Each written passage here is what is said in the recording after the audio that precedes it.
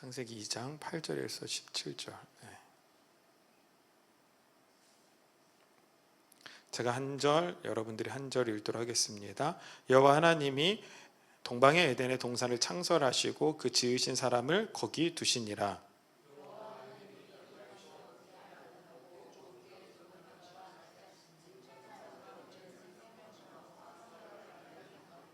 강이 에덴에서 흘러나와 동산을 적시고 거기서부터 갈라져 네 근원이 되었으니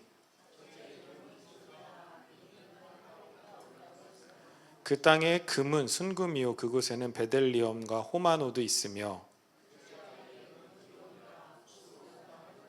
셋째 강의 이름은 히데겔이라. 아수르 동쪽으로 흘렀으며 넷째 강은 유브라데더라.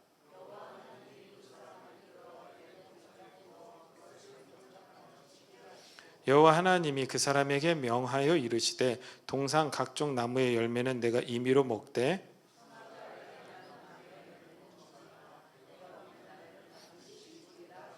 아멘. 아멘. 오늘은 창세기 강의 13번째 에덴 안의 두 나무라는 주제를 가지고 하나님의 말씀을 보도록 하겠습니다. 우리가 지난주에 이렇게 쭉 살펴본 것처럼 창세기 2장은 창세기 1장에 대한 어떤 주석과 같은 것, 그러니까 하나님께서 창조하신 것들을 좀 분류해서 설명을 해주고 있어요. 그래서 오늘은 에덴에 대한 설명이고 그 에덴 안에 있었던 두 나무에 대한 설명을 좀 해보려고 합니다. 자, 일단 에덴은 기쁨이라는 뜻입니다. 그래서 에덴 동산 이러면 뭐요? 기쁨의 동산이라는 의미가 되겠죠. 그래서 에덴은 기쁨이 넘쳤던 거예요. 근데 그 에덴이 기쁨이라는 것은 분명한 구역과 영역이 있습니다. 그게 무슨 얘기냐면 여기서 기쁨의 동산이라고 번역된 에덴 동산에서 동산은 히브리어로 간이라는 단어예요. 이게 뭐냐? 정원, 뜰인데 우리도 그렇잖아요. 물론 우리가 한국 사람들이니까 뜰과 정원을 가지고 살아가는 사람들은 그렇게 많지 않죠. 뜰과 정원을 가지고 살아가는 사람은 부자예요. 그렇죠. 서울 기준으로 자기 뜰, 자기 정원이 있다 부자예요. 그럼 그게 부럽냐? 저는 부럽지가 않아요. 정원을 관리해야 되고 뜰을 관리해야 되잖아요. 그게 보통 어려운 일이 아니에요. 자, 그러면 뜰과 정원을 가지고 있고 그걸 내가 관리한다라는 이유는 뭐예요? 그게 내 영역이니까. 그리고 그걸 어떻게 나눠요? 어떤 울타리를 쳐서 나누죠. 그래서 이 간이라는 단어는 가난이라는 히브리어에서 왔는데 이게 무슨 의미냐? 울타리를 치다, 보호하다라는 의미를 가지고 있습니다. 그러니까 정리해서 생각을 하면 에덴 동산은 기쁨의 정원이고 기쁨의 동산인데 그 정원은 어떻게 울타리가 쳐진 곳이라는 의미예요. 한번 따라합시다. 울타리가 쳐진 곳. 자, 울타리가 쳐졌다는 얘기는 뭐예요? 외부와 단절되어 있는 곳. 그리고 기쁨의 동산, 기쁨의 울타리 아니니까 그곳에만 기쁨이 존재하는 곳. 그러니까 하나님의 백성만 거할 수 있는 곳. 이곳이 바로 에덴이라는 것이에요. 제가 여러 번 설교를 통하여 말씀드렸듯이 성경은 울타리, 성벽과 같은 것으로 엄격하게 거룩한 영역과 거룩하지 못한 영역을 구분짓고 있습니다. 하나님께서 첫째 날 빛을 만드시고 빛과 어둠을 나누셔서 경계를 이루셨죠. 셋째 날 물에서 육지가 올라오게 하시고 육지와 물의 경계를 정하신 것처럼 성경은 모든 영역에서 하나님의 영역과 그렇지 못한 영역을 뭐하고 있어요? 구분짓고 있어요. 구분짓고. 자, 계시록 22장 14절 15절 볼까요? 그 두루마기를 빠는 자들은 복이 있으니 이는 저희가 생명나무에 나아가며 문들을 통하여 성에 들어갈 권세를 얻으려 함이로다. 개들과 술객들과 행음하는 자들과 살인자들과 우상 숭배자들과 및 거짓말을 좋아하며 지어내는 자마다 성 밖에 있으리라. 자, 보세요. 여기 분명한 구분점이 있죠. 성 안과 성 밖이 있어요. 그러니까 누가 성 안에 들어가요? 두루마기를 빠는 자들. 그러니까 예수 그리스도를 통하여 거룩한 세마포 옷을 입은 자들은 생명나무를 향하여 성문을 통과해서 들어간다라고 기록되어 있어요. 반면 개들과 술객들과 행음하는 자들과 살인하는 자들과 우상숭배자들 그리고 거짓말을 좋아하고 지어내는 자들은 어디 있다고요? 성 밖에 있어요. 그러니까 성 안에 있는 사람들에게는 기쁨이 있어요. 그게 에덴인 거예요. 그리고 울타리가 쳐져 있고 성 밖에 있는 사람들은 뭐요? 여전한 거짓과 어둠 속에서 살아갈 수밖에 없다라는 거죠. 이것이 뭘로 구분돼요? 구원과 심판으로 구분되게 되어 있다. 있다라는 것이죠.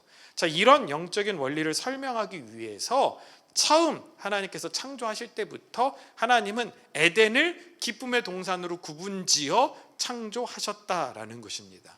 자, 그런데 여기서 또 중요한 단어 하나가 나옵니다. 8절을 볼까요? 여호와 하나님이 동방의 에덴의 동산을 창설하시고 그 지으신 사람을 거기 두시니라.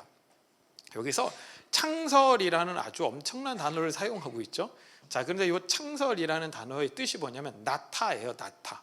그러니까 오늘 나오는 가나, 나타, 이게 한국어랑 비슷해서 다 여러분 헷갈리실 텐데, 나타라는 발음을 하고 있는 히브리어인데 이게 뭐냐? 박히다, 고정시키다, 심다예요. 그러니까 심다라는 의미로 우리가 해석하는 게 좋을 것 같아요. 그러니까 창설하라는 뜻으로 해석된 나타라는 단어가 뭐라고요? 심다.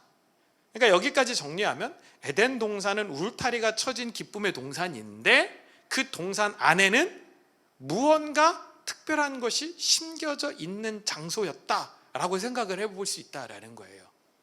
다시요. 에덴 동산이 뭐라겠어요? 기쁨의 동산. 어떻게? 울타리가 쳐져 있는 동산. 그런데 거기에 창설하셨다. 이게 뭐야? 나타, 심다. 그러니까 그 안에는 무언가 특별한 게 심겨져 있다라는 거예요. 그럼 뭐가 심겨져 있을까요? 성경은 그걸 설명해줘요. 그게 9절이에요. 그러니까 8절에 뭐요? 창설하셨다. 이걸 우리는 뭔가 창설했다라고 이해를 하는데 히브리어로 보면 뭘 설명하고 있어요? 그 기쁨의 동산에는 무언가 심겨져 있었어. 그럼 우리는 의문이 들 거 아니에요? 그게 뭘 심겨져 있을까? 그게 9절에서 설명해 주는 거예요. 여호와 하나님이 그 땅에서 보기에 아름답고 먹기에 좋은 나무가 나게 하시니 동산 가운데에는 생명나무와 선악을 알게 하는 나무도 있더라. 그렇죠? 8절에서 심겨져 있는 특별한 동산이야 설명하고 9절에서는 심겨져 있는 게 뭐라고요? 선악과와 생명나무 두 그루가 동산 가운데 심겨져 있더라 라고 보충을 설명해 주고 있습니다. 자, 동산 가운데 선악을 알게 하는 나무와 생명나무 이 두 가지가 같이 심겨져 있었다라는 것은 아주 분명한 의도하시는 바가 있다라는 거예요. 그렇죠? 그것도 동산 가운데 두 나무가 딱 있어요. 하나도 아니고. 그 얘기는 뭐예요? 하나는 필요 없고 하나는 필요하다. 만일 필요 없으면 어디에다 갖다 박아놔야 된다고요? 첫째는 안 만드셔야 되고, 둘째 만드셨다면 어디요? 동산 구석에 아무도 찾지 못하는 곳에 갖다 놓으셨어야 되는데 동산 가운데에다가 이 두 가지를 동시에 심어 놓으셨다라는 것은 이 두 가지가 분명히 의미하는 바가 있다라는 거예요. 곧 하나님의 나라의 완성은 이 두 나무의 상호 관계를 통해 완성되어진다라는 의미를 내포해 주고 있다라는 거예요. 하나님 나라가 완성되어져야 돼. 왜요? 첫 번째 창조는 새 창조를 향한 모형이니까. 그렇죠?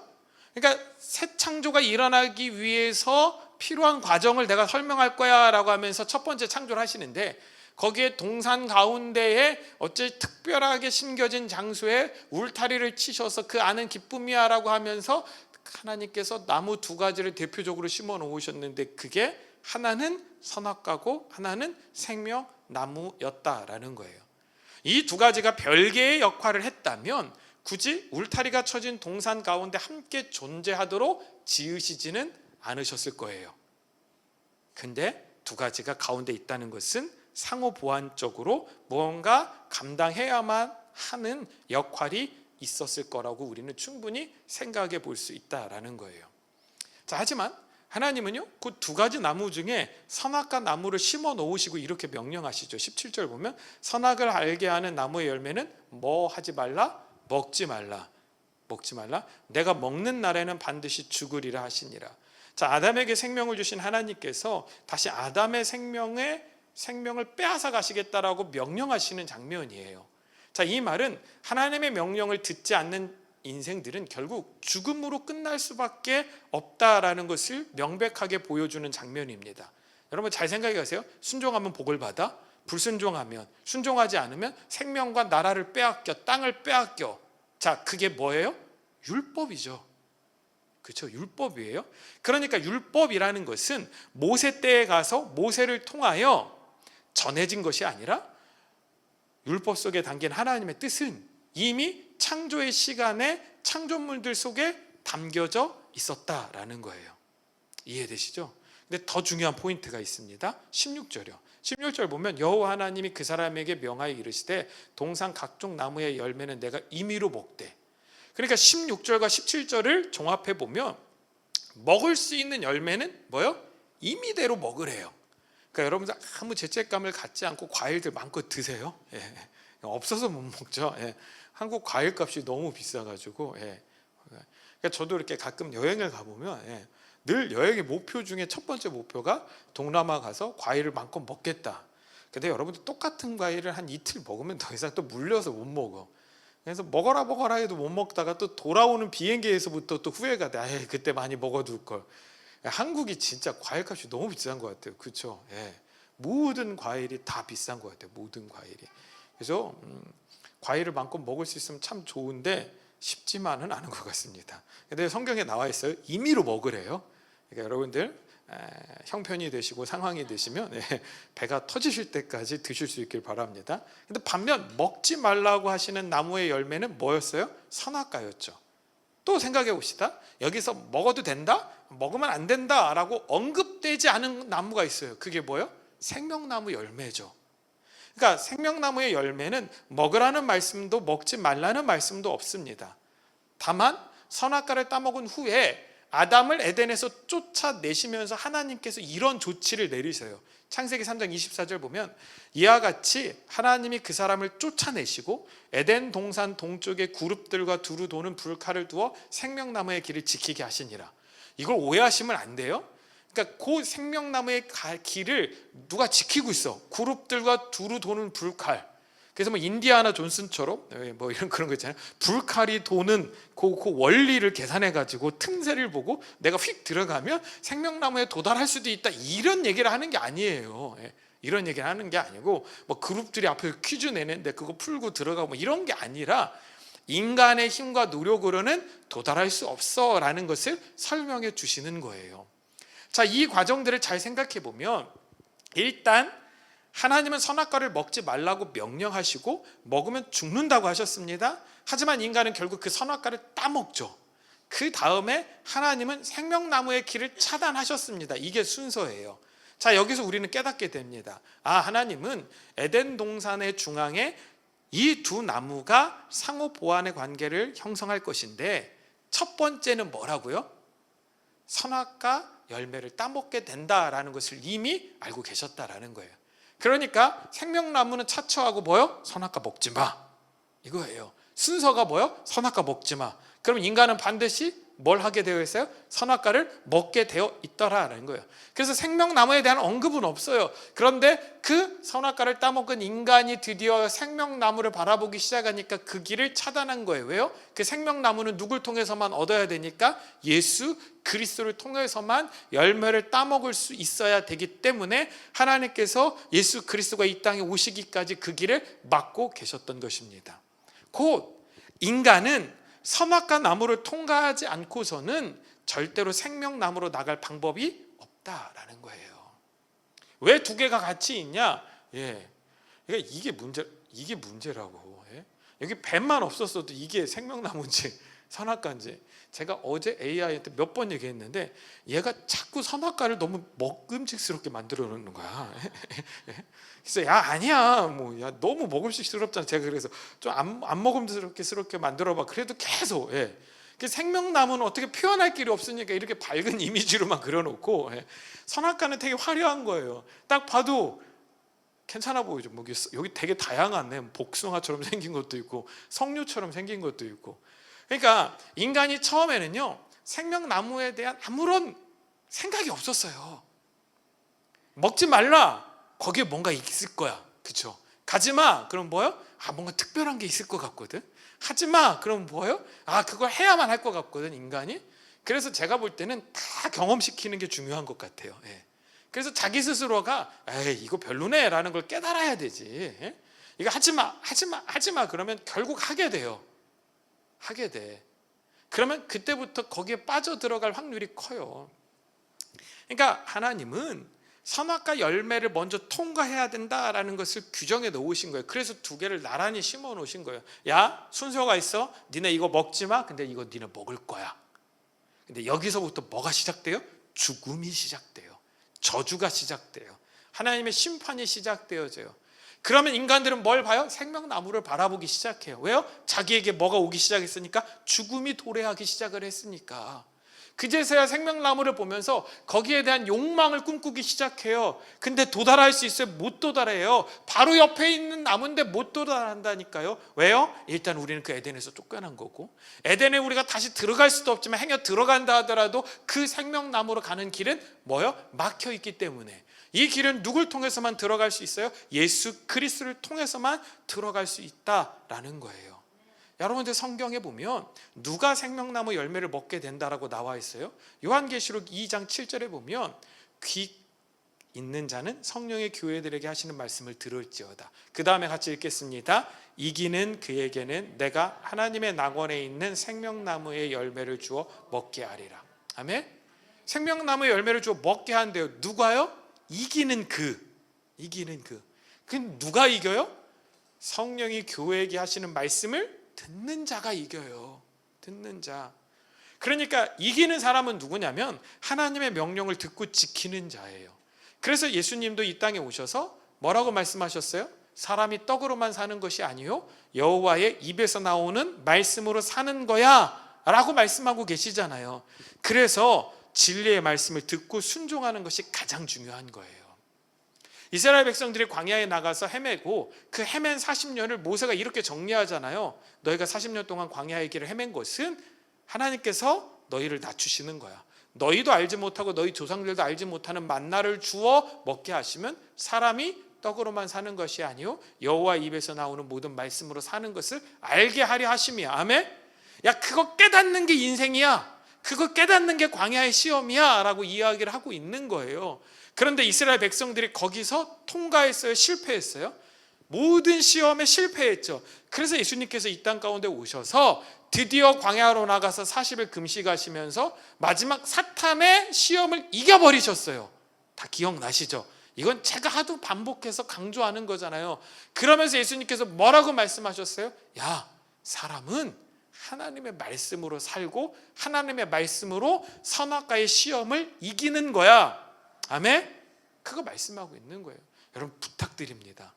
우리가 진리를 아는 것만큼 중요한 건 없어요. 이걸 알아야만 우리는 이 시대에 하나님의 뜻으로 말미암아 하나님께서 주시는 힘과 능력으로 말미암아 이기게 될 줄로 믿습니다. 그럼 인간이 하나님의 뜻을 온전히 이해하고 따라갈 수 있을까요? 불가능해요. 이게 가능해요? 불가능해요.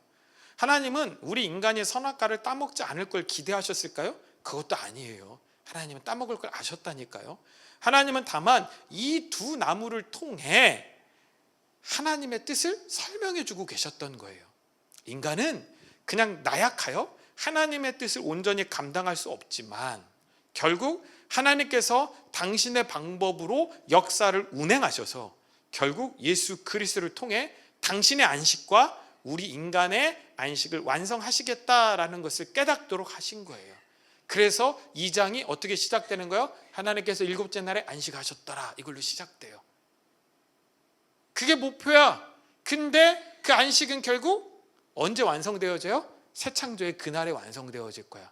하나님은 계속해서 우리 인간의 안식과 당신의 안식을 완성하는 방향으로 갈 거야. 자, 그러면 그 하나님의 안식이 완성되어지고 우리 인간이 완성되어지는 이 일은 하나님의 은혜로 말미암는데 그것들이 깨지는 일은 누구의 범죄를 통하여? 아담의 범죄를 통하여 시작되게 되었다라는 거죠. 이게 선악과와 생명나무가 같이 동산 가운데 세워진 이야기의 배경이라고 우리는 유추해 볼 수 있습니다. 우리 조금만 더 가서 생각을 해봅시다. 조금 전에 하나님께서 선악과 열매를 따먹지 마라는 명령은 있었지만 생명나무의 열매에 대해서는 아무런 말씀이 없었다고 했잖아요. 왜일까요? 그리고 인간들은 명령을 어길 거면, 그렇죠? 하나님께서 아무것도 말씀 안 하시고 하나님의 명령 어길 거면 저 같은 경우는 그럴 거예요. 일단 아무것도 얘기하지 않은 생명나무 열매부터 따먹었을 것 같아요. 그렇죠? 예. 근데 왜 인간은 생명나무 열매는 쳐다보지도 않고 선악과를 먼저 따먹었을까요? 또 그렇다면 인간 편에서 생명나무가 눈에 들어오기 시작한 시점이 언제였을까요? 맞아요. 아까도 말씀드렸듯이 선악과 열매를 먹고 나서 그들에게 죽음의 선고가 내려졌을 때 드디어 그들의 눈에 생명나무가 보여지기 시작한 거예요. 그렇죠? 제가 말씀드리잖아요. 제가 영양제 쳐다도 안 보다가 도대체 저 영양제를 왜 먹지 맨날 이런 생각을 했었는데, 제가 몸이 약해지기 시작하면서부터 뭐요? 영양제를 먹기 시작했어요. 여러분, 제가 정말 간증 같은 이야기인데, 제가 잠이 안 와서 힘들다라는 얘기를 몇 번 했잖아요. 근데 저 아는 목사님이 그러더라고요. 목사님, 그거 비타민 때문일 수 있어. 그래서 목사님, 무슨 비타민 때문에 잠이 오고 잠이 안 와요. 그래서 제가 하도 막 버팅기고 하니까 그 목사님이 비싼 비타민 종합 들어있는 걸 주셨어요. 그래서 저한테 아침에 3알 저녁에 3알 먹으래. 여러분들, 비타민 하루에 아침에 3알 저녁에 3알 먹는 게 쉬운 게 아니에요. 어려워요. 그래도 그냥 먹었어요. 여러분, 진짜 놀라운 일이 벌어졌어요. 잠이 계속 와요. 그러니까 뭔가 비타민이 부족한 거야. 그러니까 뭔가 영양소 하나가 부족한 거야. 그 다음부터 이제 그 목사님 말을 맹신하기 시작한 거예요. 인간이라는 게 원래 그래요. 체험하면 그렇게 되어 있어요. 경험하기 시작하면. 그래서 제가 어제도 그 비타민 먹고 잤는데 진짜 숙면을 취했어요. 그러니까 사람이 좀 생기가 있더라고요. 그러니까 제가 낮에 좀 좀비처럼, 낮에 점심 먹으면 혈당까지 치솟아서 늘 좀비처럼 생활할 때가 있거든요. 그 한두 시간이 항상. 근데 요즘은 괜찮아요. 멀쩡해요. 그러니까 여러분들, 영양제 같은 거 안 먹다가 결국 나이가 들면 먹게 되잖아요. 그리고 먹으면 효능이 있다라는 것을 깨달아져요. 마찬가지예요. 여러분들, 생명나무 찾아도 안 봐요. 자기 생명에 대한 소중함들 몰라요. 근데 죽음의 선고가 내려지기 시작한 그 순간부터 뭘 쳐다보기 시작해요? 이제 생명나무에 대한 욕망이 생기기 시작한 거예요. 욕망이. 죽음이 도래하기 전까지는 선악을 알게 하는 열매를 먹고 하나님처럼 되는 것이 목표였다면, 죽음의 지배 아래 놓인 다음부터 인간들의 모든 욕망은 생명나무의 열매를 얻는 것에 혈안이 된 것입니다. 하지만 그것을 스스로 이룰 수 없기에, 그렇죠? 여기에 도달할 수 있어요? 못 도달한다니까요. 스스로 이룰 수 없기에 결국 인간들은 자신들의 생명을 지켜줄 어떤 존재, 어떤 힘, 우리는 그걸 은혜라고 부르거든요. 맞아요. 그 은혜 앞에 서게 되는 것입니다. 근데 바른 은혜 앞에 서는 거, 뭐 앞에 서는 거? 십자가 앞에 서는 거예요.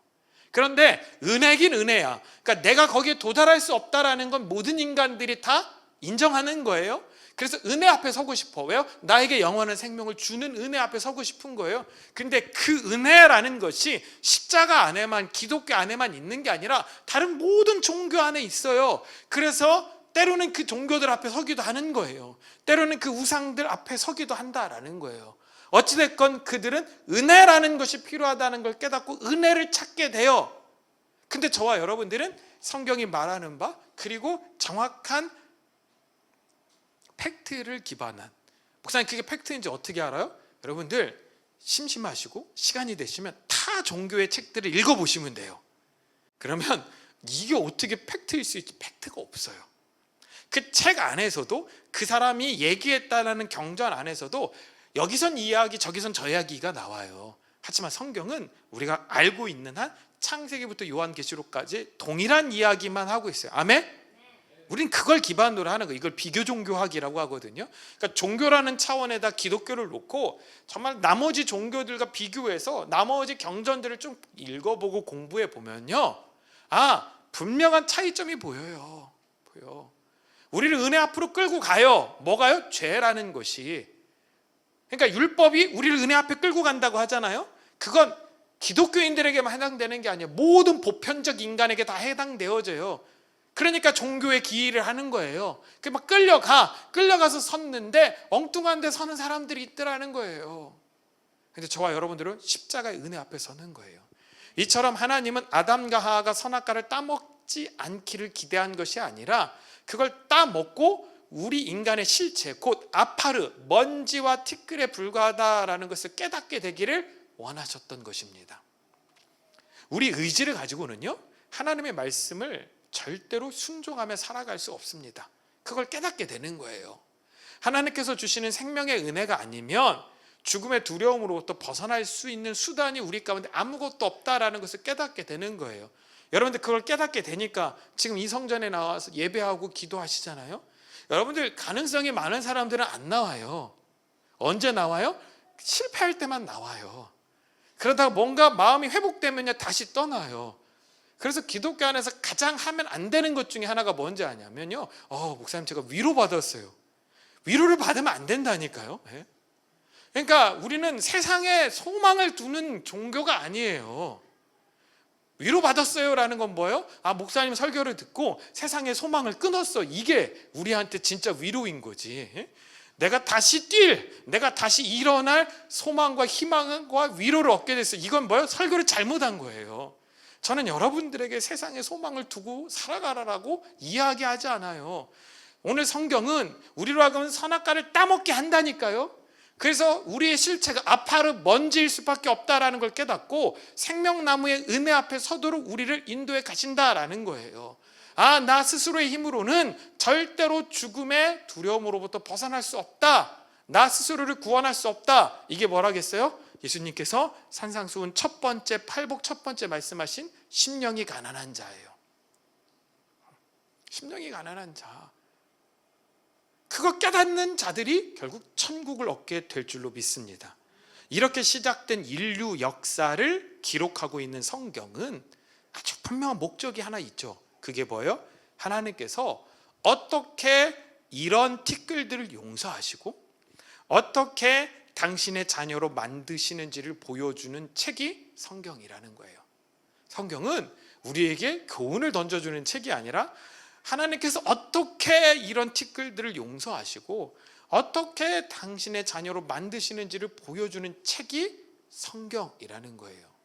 자, 이 목적성을 깨닫게 되면 우리는 결국 바울과 같이 고백할 수밖에 없습니다. 고린도전서 15장 47절 49절 볼까요? 첫 사람은 땅에서 났으니 흙에 속한 자이거니와 둘째 사람은 하늘에서 나셨느니라. 그러니까 첫째 아담은 어디서 났다고요? 흙에서 났다고요. 둘째 예수님은 어디서 나셨다고요? 하늘에서 나셨다. 48절 무릇 흙에 속한 자들은 저 흙에 속한 자와 같고 무릇 하늘에 속한 자들은 하늘에 속한 자와 같으니.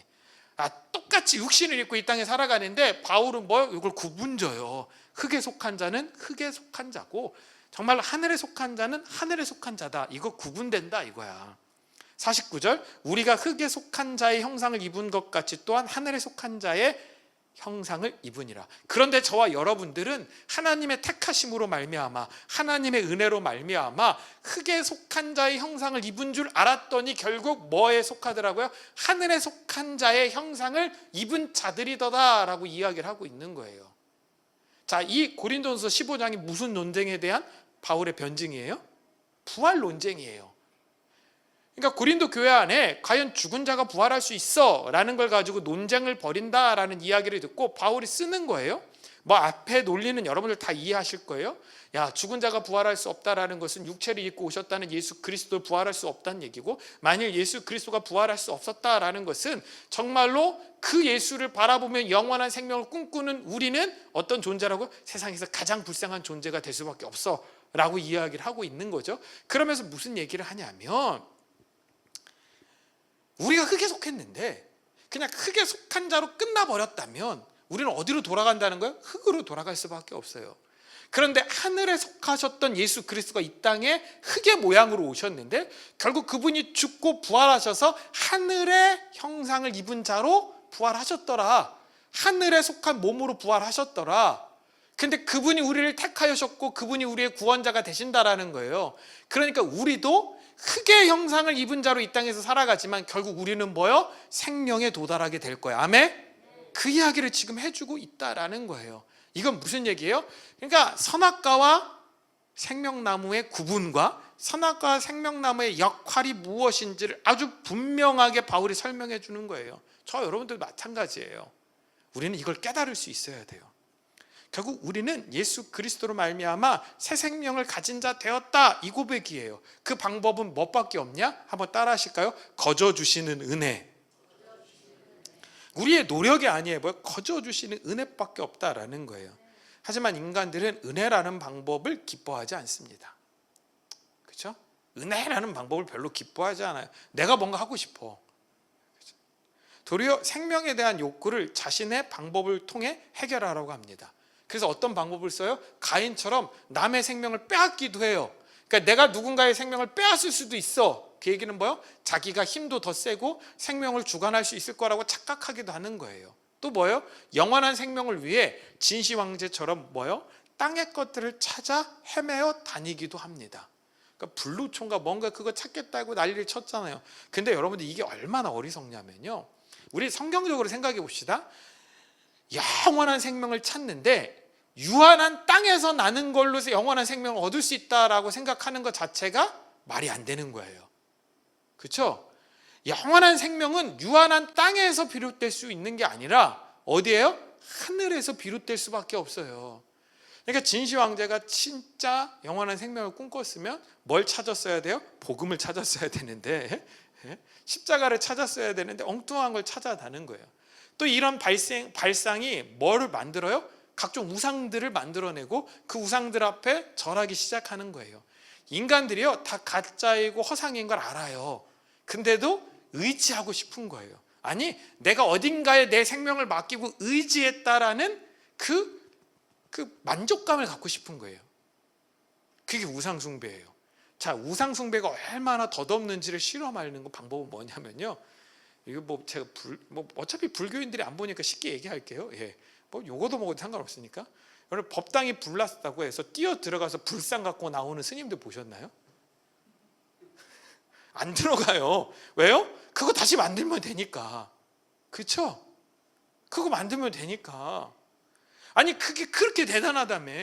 그래서 그 앞에서 뭔가 막 절도 108번 하고 뭐 온갖 다 하잖아요. 고행도 하고 그것처럼 가부좌 틀고 뭐 잠도 안 자고 뭐 하고 다 하잖아요. 예. 근데 불 난다고 들어가서 그 불상 챙겨 갖고 있는 사람이 없어요? 없어. 예. 물론 그게 아주 오랜 역사적 가치가 있어서 비싼 것만 가지고 나와.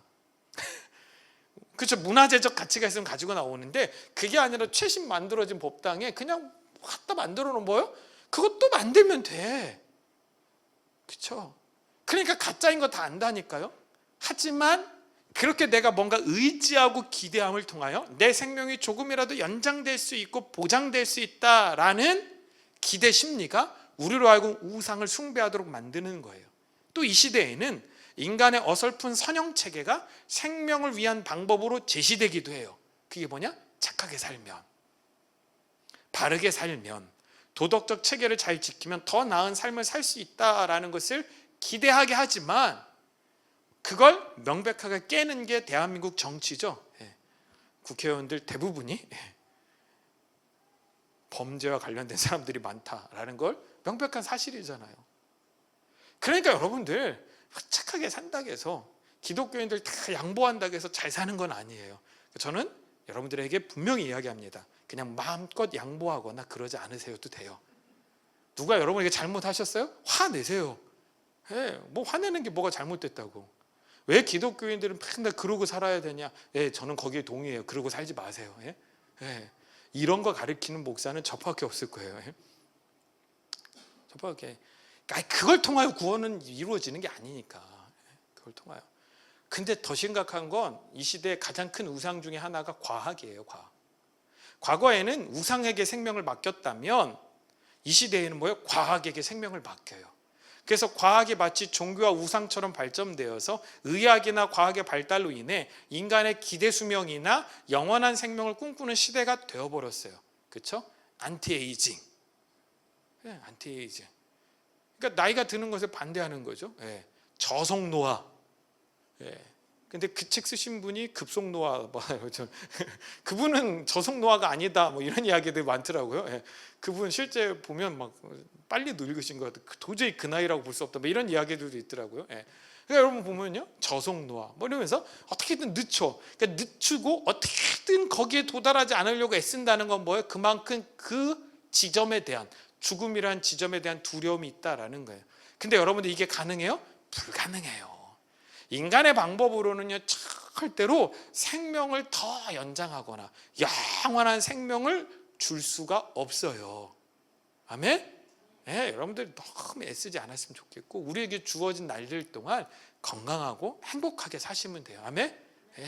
그냥 우리의 삶을 즐기며 누리며 사세요.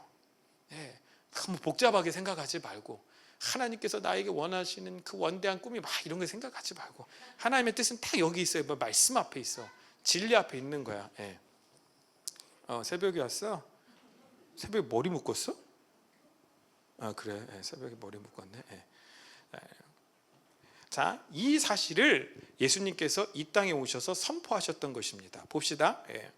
누가복음 20장 14절에서 17절 보면 농부들이 그를 보고 서로 의논하여 이르되 이는 상속자이니 죽이고 그 유산을 우리의 것으로 만들자 하고 포도원 밖에 내쫓아 죽였느니라. 그런즉 포도원 주인이 이 사람들을 어떻게 하겠느냐, 와서 그 농부들을 진멸하고 포도원을 다른 사람에게 주리라 하시니 사람들이 듣고 이르되 그렇게 되지 말지어다 하거늘 그들을 보시며 이르시되 그러면 기록된 바 건축자들의 버린 돌이 모퉁이의 머릿돌이 되었느니라 함이 어찌미냐. 자, 포도원 소작농들에게 소출의 일부분을 요구해요.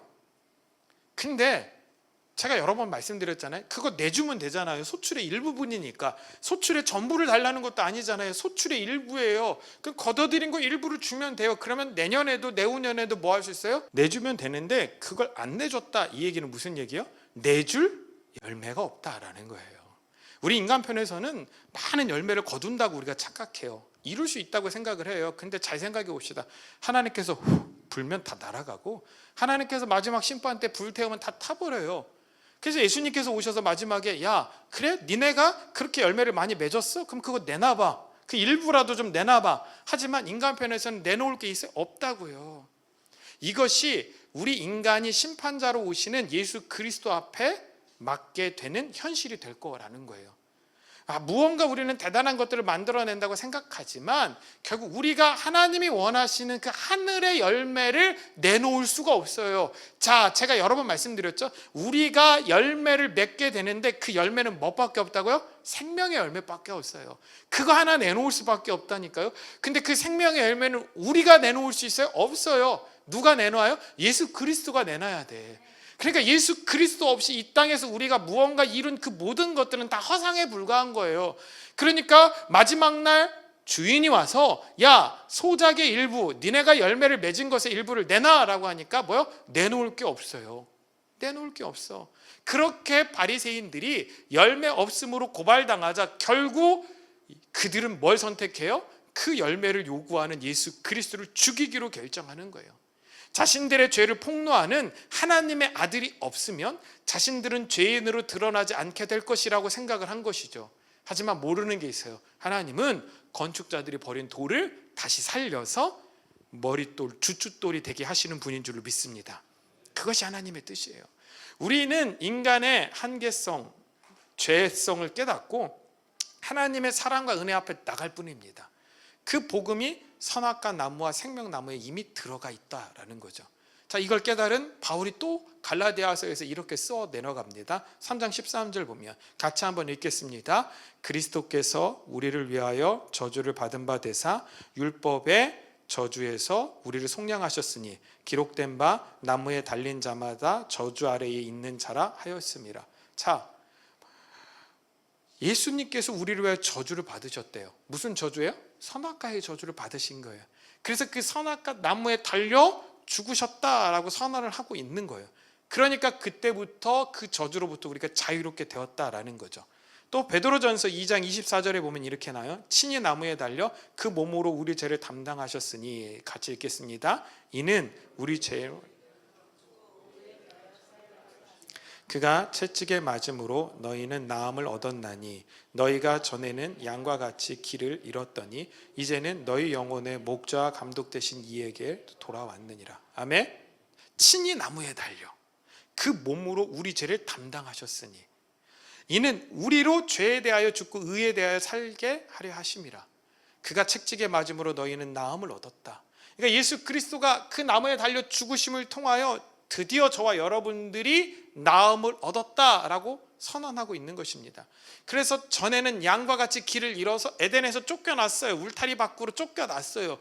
그런데 이제는 너희 영혼의 목자와 감독 되신 하나님에게로 예수 그리스도가 열어놓으신 생명의 문을 통과하여 들어오더라. 그게 무엇을 통해서 가능하다고요? 선악과를 통해서 가능하게 되었다라는 거예요. 저와 여러분들이 죄인인 걸 깨닫지 못했다면 우리는 십자가 앞에 안 나간다니까요. 죽음이라는 것이 우리 앞에 놓여지지 않았다면 우리는 생명나무를 쳐다보지 않았어요. 그렇죠?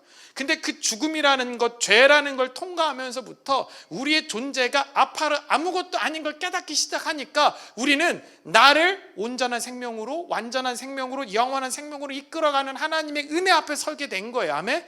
말씀 앞에 선 거예요. 그러니까 선악과는 나쁘죠. 하지만 이 선악과가 없었다면, 내가 죄인이 아니었었다라면, 저와 여러분들이 의로운 삶, 자기 의를 위한 삶을 살지 않았었다라면 오늘 이 자리에 이 모습으로 서 있을 수 없었다라는 거예요. 그래서 저와 여러분의 삶 가운데 불필요한 것들이 있을까요? 없어요. 불필요한 경험들이 있을까요? 없어요. 하나님께서 각자의 삶 가운데 각자의 경험과 방법들을 통하여 저와 여러분들의 삶을 인도하고 이끌어가고 계신 거예요. 그게 무엇이 내 인생을 변화시킬지 아무도 모른다니까요. 어떤 삶이 내 인생을 하나님 앞에 서게 할지 우리는 몰라요. 그러니까 저와 여러분의 삶 가운데 여전한 두려움과 불편함과 아픔이 있더라도 결국 그 모든 것들이 하나님의 뜻과 은혜 안에서 저와 여러분들을 하나님의 은혜로 이끌어가는 걸 여러분들 굳건히 믿으실 수 있게 간절히 소망합니다. 아멘. 선악과가 나쁘죠. 근데 그 선악과가 없었다면 저와 여러분들은 하나님의 온전한 의를 경험할 수 없어요. 자, 그래서 보세요. 예수님께서 뭐라고 말씀하셨어요? 자기가 죄인인 걸 아는 사람들, 그 사람들 찾아 구원하러 왔어. 그쵸? 내가 그 선악과 따먹은 죄인입니다. 그거 인정한 사람들. 여러분들, 이게 대부분의 그리스도인들이 그럴 것 같지 아니에요. 만나서 깊은 대화를 해보세요. 자기 의로 다 충만해 있어요. 자기 의로. 그렇게 충만할 수가 없어요. 기독교인들이니까 더더욱.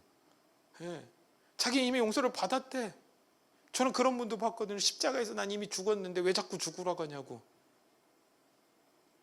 아니, 그럼 바울은 나가 날마다 죽노다라고 말한 게, 그러면 바울은 정신이 나가서 그런 거예요? 바울이 뭐라고 했어요? 내가 날마다 죽노라. 내가 죄인 중에 괴수로 내가 십자가 앞에서 내가 날마다 죽고 그래야 돼 라고 이야기를 하고 있어요. 그러니까 바울은 자신의 인생에서 날마다 선악과를 경험하는 거예요. 내가 죄인임을 깨닫는 게 그게 부끄러운 게 아니라니까요. 그렇게 하나님께서 우리를 지으셨어요. 저와 여러분들이 죄인인 게 부끄러운 게 아니에요. 죄인인데 죄인인 걸 모르는 게 부끄러운 거예요. 아멘? 죄인이라는 나의 존재적 실체를 보는 건 부끄러운 게 아니라니까요. 내가 먼지와 티끌일 수밖에 없구나 라는 것을 깨닫는 게 부끄러운 게 아니에요. 그러면 그럴수록 내 삶 전체가 하나님을 의지하는 거예요. 주일날 이 시간 딱 한 번만 하나님을 의지하는 척하는 게 아니라 선악과를 깊이 경험할수록 나라는 존재가 아무것도 아님을 깨닫고 주 앞에 온전히 서게 될 수밖에 없는 줄로 믿습니다. 그를 위하여 하나님께서 동산 중앙에 두 나무를 가운데 함께 세워놓으신 것입니다. 말씀을 정리하겠습니다. 저와 여러분들의 삶에도 선악과와 같이 여전히 해결되지 않는 죄와 여전한 아픔과 상처들이 분명히 있을 것입니다. 하지만 우리에게 필요한 것은 반드시 그 문제, 그 아픔이 해결되고 치유되는 것만이 아닙니다. 우리는 내 삶의 모든 과정을 통하여 그리스도를 더 많이 알아가고 더 가까이 십자가의 은혜로 나아가기를 소망해야 될 줄로 믿습니다. 우리는 매 순간 하나님을 바라보고 은혜를 갈망해야 합니다. 그래야만이 우리는 입술을 통해 바른 복음을 전할 수 있고 바르게 예수 그리스도를 따라 구원을 이루고 생명을 이루고 더 많은 사람을 주님의 나라로 인도하게 될 줄로 믿습니다. 그런 인생을 살아갈 수 있는 믿음의 귀한 자녀들 되실 수 있길 간절히 소망합니다.